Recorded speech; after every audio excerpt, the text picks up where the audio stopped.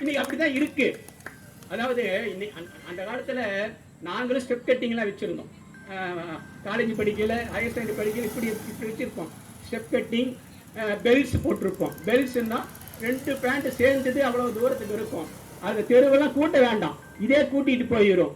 அப்படி ஒரு பெல்ஸ் வச்சோம். பெல்ஸ் அது காலத்துக்கு தகுந்த மாற்றம். இன்னைக்கு பையன் ஒரு படத்துல கவுண்டமணி செந்தல் கேட்பார், என்னடா உன் தலையில வந்து அணில் உட்கார்ந்து இருக்குது அப்படின்பார். அந்த முடி இப்படி வச்சிருப்பான், அணில் மாரி. இப்படி நீங்க கல்லூரியில் வந்து பாருங்களேன், ஒருத்தனுக்கு ஒவ்வொரு விதமா முடி இருக்கும். கீரி மாரி வச்சிருப்பான், எலி மாரி வச்சிருப்பான், எலி குஞ்சு மாரி. அது வந்து இன்னைக்கு காலத்தோட இது. அதை வச்சுட்டு நம்ம ஒருத்தனை பக்தி இருக்கா இல்லையா நம்ம சொல்ல முடியாது. இப்ப இந்த அடுத்ததா சங்கர் சார் வீட்டில் வந்து மேடம் எதுவுமே சொல்ல மாட்டேன், நீங்க வேற வழி இல்லை பக்தி. அருணன் சார் வந்து இப்போ மறுத்து பேச போறாரு.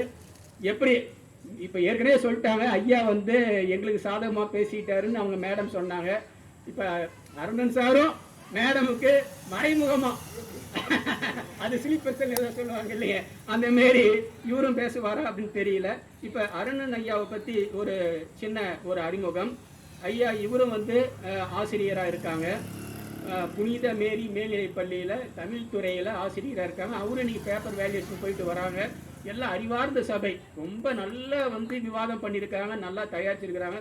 எனக்கு ரொம்ப குழப்பம் அதிகமாயிடுச்சு. இப்போ இவர் தான் ஐயா தெளிவுபடுத்தணும். வாங்க.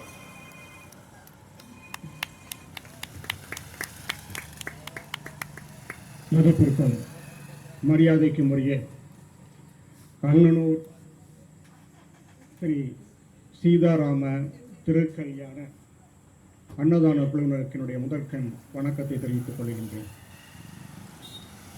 இந்த பட்டிமன்றத்தினுடைய நடுவர் அவர்களே, வெற்றி எங்களுக்கே என்று இருக்கும் எங்களுக்கும் ஏமாற்றமே எங்கள் பக்கம் வரும் என்று ஏங்கிக் கொண்டிருக்கின்ற எதிரணிக்கும் அவையோர் அனைவருக்கும் என்னுடைய முதற்கண் வணக்கத்தை தெரிவித்துக் கொள்கின்றேன். முதலில் அவர்கள் கூறிய கருத்துக்களை நான் மறுத்துரைக்கிறேன். என்ன சொன்னாங்கன்னா, சங்கரையா இன்றைக்கு இளைஞர்கள் கோயில்களில் கூட்டம் கூடுகிறார்களாம். ஏங்க, கூட்டம் கூடுற இடங்கள்லாம் வந்து நம்ம வந்து பக்தின்னு சொல்ல முடியுமா? இந்த மேடையில் நயன்தாரா உட்கார வைங்க, மொத்த அண்ணனூரும் சேர்ந்து வந்து நிற்குங்க. ஐயா ஐயா சொல்லுங்க. இப்போ நீங்க நயன்தாராவுக்கு கோயில் கட்டுறாங்க, கோயில் கட்டுறாங்க, கட்டிட்டாங்க. வடிவேல் ஐயாவுக்கு கூடாத கூட்டமா அன்னைக்கு? இன்றைக்கு இந்த கூட்டமெல்லாம் எங்கெங்கய்யா போச்சு? ஆனால் கூட்டம் கூடுவதால் பக்தி அதிகரித்து விட்டது என்று ஒன்று சொல்வது தவறு. ஒன்று. ரெண்டாவது, கிரிவலத்திற்கு மக்கள் கூட்டமா போறாங்களா? அவனுக்கு பிபி இருக்கு, சுகர் இருக்கு, இதய நோய் இருக்கு, இதையெல்லாம் தீர்க்கணும் அப்படின்னா நடைப்பயிற்சி மேற்கொள்ளணும் அப்படின்னு ஒரு டாக்டர் சொல்லியிருப்பாரு. சேர்ந்து போவோம், ஒரு ஊர்வலம் மாதிரி போயிட்டு வரலாம் என்கின்ற ஒரு அடிப்படையில் இன்னைக்கு மக்கள் இன்னைக்கு பாருங்க, எல்லா பக்கமும் தெருவா கூட்டமா போறாங்க. ஊரே போகுதுங்க ஐயா. ஆமா, ஊரே நடை உள்ளது அப்படின்னு சில பாயிண்ட்ஸ் போடுவேன். போட்டுட்டு எந்த பக்கம் வெயிட் அதிகமாக இருக்கோ அதை வச்சு தீர்ப்பு சொல்லுவேன். அந்த வகையில் பார்த்தோம்னா இந்த நாயர் தராசு எடுத்துட்டேன். இப்போ குறைந்துள்ளது அப்படிங்கிறதுக்கு சில பாயிண்ட்ஸ் இங்கே போட போகிறேன். என்னென்ன பாயிண்ட்ஸ் அப்படின்னு சொன்னோம்னாங்க, இன்றைய இளைஞர்கள் மது போதைக்கு ரொம்ப அடிமையாயிட்டாங்க. அவங்க வந்து கோயிலுக்கு போகிறாங்களா இல்லையா அப்படிங்கிறத விட நிறைய பார்ட்டிக்கு போகிறாங்க. அதுவும் நியூ இயர் வந்ததுன்னா சொல்லவே வேண்டாம். மெரினா பக்கம் அந்த பீச்சில் ராத்திரி பூரா ஒரே ஆட்டம் தான். அந்த அளவுக்கு இளைஞர்கள் இருக்காங்க இந்த பக்கம் போட்டு. அப்படிப்பட்ட இளைஞர்கிட்ட பக்தி இருக்குமா அப்படிங்கிற ஒரு கேள்வி. அடுத்தது, நடிகர் நடிகைகள் தான் ரோல் மாடலை வச்சுக்கிறான். அவங்க அப்பா அம்மாவில் ரோல் மாடல் கிடையாது. இப்போ வந்து கோயில் கட்டுறான் சொன்னாங்க. இப்போ நயன்தாராவுக்கு ஏதோ கோயில் கட்டுறாங்க, குஷ்புக்கு ஏற்கனவே கட்டிட்டாங்கலாம் சொல்கிறான். அப்படி இளைஞர்கள் இருக்கான். இவங்ககிட்ட எப்படி பக்தி இருக்கும்? அதே சமயத்தில் இப்படி ஒரு இளைஞர்கள் இருக்கான். இந்த பக்கம் பக்தி பெருகுதுங்கிறதுக்கு என்னன்னா, ஈரோடு பக்கத்தில் ஒரு சின்ன கிராமத்தில் மகாத்மா காந்திக்கு கோயில் கட்டியிருக்காங்க இளைஞர்கள். மகாத்மா காந்திக்கு கோயில் கட்டி கஸ்தூரிபா அவங்க துணைவியாருக்கு சிலை வச்சு பூஜை நடத்தி வழிபாடு செய்கிறாங்க. இது தேசபக்தி. அப்படியும் இளைஞர்கள் இருக்காங்க. காந்தி ஜெயந்தி அன்னைக்கு ரொம்ப சிறப்பாக செய்கிறாங்க. அடுத்தது, இந்த பக்கம் குறைந்துள்ளதுன்னா நிறைய பைக் ரேஸு அது இதுன்னு போட்டு வண்டி வேகமாக ஓட்டி ஆக்சிடென்ட் பண்ணுறோம். இந்த இளைஞர்கிட்ட பக்தி இருக்குமா? அதே போல் நீங்கள் இந்த மவுண்ட் ரோட்டில் கல்லூரி பக்கம் போனீங்கன்னா பஸ் டே அப்படின்னு ஒன்று கொண்டாடுவோம். இந்த மார்ச் ஏப்ரல் மாதம் பஸ்ஸை கிட்டத்தட்ட கடத்திட்டு போகிற மாரி அவன் ரூட்டுக்கு திருப்பி கொண்டு போயிடுவான். அது அவன் பையனுக்கு பேருங்க ரூட்டு தலைன்னு பேர். அவனுக்கு பேர் ரூட்டு தலை. அவன் அந்த மாரி அந்த கல்லூரி பக்கங்க சில கண்டக்டர் வந்து வண்டியை எடுக்க மாட்டேன்னு சொல்லியிருக்காங்க. எனக்கு தெரியும் அந்த காலேஜா, எனக்கு அந்த ரூட் வேண்டாம் சார், எனக்கு வேறு பக்கம் மாற்றி கொடுங்க. ஐயோ இந்த ரூட்டா, இந்த காலேஜ் இருக்குது, எனக்கு வேண்டாம் அப்படின்னு சொல்லக்கூடிய டிரைவர் கண்டக்டர்லாம் இருக்காங்க. அந்த அளவுக்கு இன்றைக்கி இளைஞர்கள் இருக்காங்க. பெரியவங்களாம் முதியோர் இல்லம் அனாதை இல்லம் நிறையா வருங்களா. அவன் பேர் வந்து வீடு கட்டி வீட்டுக்கு பேர் அன்னை இல்லம்னு வச்சுருக்கான். ஆனால் அன்னை வந்து முதியோர் இல்லத்தில், வீட்டுக்கு பேர் அன்னை இல்லம், அன்னையோ முதியோர் இல்லத்தில் அப்படி இருக்காங்க. அப்படி இருக்கும்பொழுது அந்த அவங்ககிட்ட பக்தி இருக்கா அப்படி சொல்கிறாங்க. இன்றைக்கி ஒரு பையன் பேசுனா எல்லாம் பயனற்ற வெட்டி பேச்சு தான் பேசுகிறான், ஒன்றும் வந்து பயனுள்ள பேச்சு கிடையாது அப்படின்லாம் சொல்லிட்டு இவங்க சொல்லியிருக்காங்க. இந்த தராசில் இந்த பயன்லாம் போட்டுட்டேன். இப்போ இந்த சைடில் நம்ம இருக்குது பெரிய இருக்குங்கிறதுக்கு சில பாயிண்ட்ஸ் போட போகிறேன். இவங்க என்ன சொல்கிறாங்க, அந்த பையன் பேசுறது வெட்டி பேச்சல்ல, அது வெற்றி பேச்சுன்னு சொல்கிறாங்க. இவங்க அந்த பையன் பேசுறது எல்லாமே வெற்றி பேச்சு அப்படின்னு சொல்கிறாங்க. அப்படிப்பட்ட அந்த நல்ல பசங்க அப்படின்னு சொல்கிறாங்க. அதே போல் இன்னும் சொன்னோம்னா இன்றைக்கி பக்தி வந்து பையன் கோயிலுக்கு போகிறது மட்டும் கிடையாது, பக்தியை வளர்க்குறான். இன்றைக்கி யூடியூப்பில் பார்த்தீங்கன்னா இளைஞர்கள் ஒரு கோயிலுக்கு போய் அந்த கோயிலை படம் பிடிச்சு அந்த கோயிலுடைய சிறப்பை வந்து வெளிப்படுத்துகிறாங்க. அப்படியும் சில பேர் இருக்காங்க. அதே போல் நீங்கள் பார்த்தீங்கன்னா இந்த என்சிசி என்எஸ்எஸ் இந்த மாணவர்கள்லாம் திருவிழா சமயத்தில் கோயிலுக்கு போய் பணிகள் செய்கிறாங்க, சேவை பண்ணுறாங்க. இன்றைக்கி வந்து வெங்கட் நாராயண் ரோட்டில் இருக்கக்கூடிய தேவஸ்தான கோயிலில் வைகுண்ட ஏகாதசி நியூ இயருக்குலாம் பார்த்தீங்கன்னா இங்கே நந்தனம் கொள்ளுமான நிறைய போய் சர்வீஸ் பண்ணுவாங்க. அப்போ அந்தமாரி பக்தி பண்ணுற அதுவும் ஒரு தொண்டும் ஒரு பக்தி தான். அப்படி மாணவர்கள் இருக்காங்க.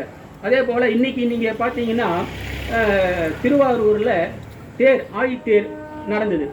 அந்த வடம் அது யார் தூக்கிட்டு போனாங்க, முதியோர்களை தூக்கிட்டு போனாங்க. அவ்வளோ பெரிய வடம், ஒரு 100-200 பேர் சேர்ந்து அப்படி தூக்கிட்டு போகிறாங்க. அப்படின்னா அது இளைஞர்களால் தான் முடியும். அது வந்து ஒரு வகையில் பக்தி தான். அதே போல் இன்றைக்கி காலையில் கும்பாபிஷேகம் நடக்குது. எங்கே நடந்ததுங்க, காசி லிங்கேஸ்வரர் கோயில் தென்காசியில். அந்த கூட்டத்தில் பார்த்தீங்கன்னா நிறைய இளைஞர்கள் தான் இருக்காங்க. அப்போ எல்லாம் இளைஞர்கள் இருக்காங்க. அதனால இளைஞர்கிட்ட பக்தி இருக்கா அப்படின்னு தராசு வச்சு அப்போ 2 சமமாக இருக்குது. இங்கேயும் சமமாக இருக்குது. இப்போ நம்ம இன்னும் கொஞ்சம் சில பாயிண்ட் ஆராயுது. இப்போ பக்தி இருக்கா அப்படின்னு ஆராயினா, இப்போ பாரதியார் இன்னும் இதில் வந்து பசங்க பார்த்தீங்கன்னா ரத்த தானம் பண்ணுறாங்க. ரத்தம் வேணும், ஒரு 2 பேர் வான்னு சொன்னால் 20 பேர் வராங்க. உண்மையிலேயுமே நான் பார்த்தேன். எங்கள் சொந்தக்கார பொண்ணு ஒருத்தங்க ஒரு சர்ஜரி பண்ணியிருந்தாங்க. 2 பேர் எங்களுக்கு வந்து ரத்தம் கொடுக்கறதுக்கு வேணும்.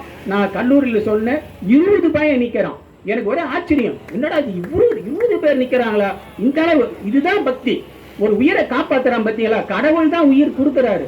அந்த உயிரை காப்பாற்றுறதுக்கு அந்த மாணவர்கள் இளைஞர்கள் வராங்கல்ல, அதுவும் ஒரு பக்தி. ரத்த தானம் கொடுக்குறான், கண் தானம் கொடுக்குறான், உறுப்பு தானம் கொடுக்குறான்.